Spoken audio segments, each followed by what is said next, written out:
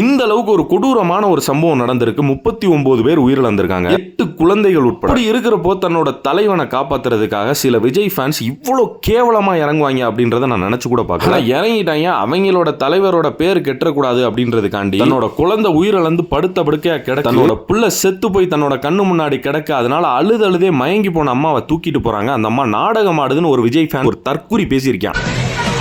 இவங்க இந்த நல்லா உட்காந்து அழுதுட்டு இருக்காங்க. ஆனா இவங்களே செத்து போன மாதிரி ஒரு இடத்துல இன்னொரு வீடியோ கிளிப் தூக்கிட்டு போறாங்க. பாருங்க, காட்டுறேன் பாருங்க, அதையும் பாருங்க.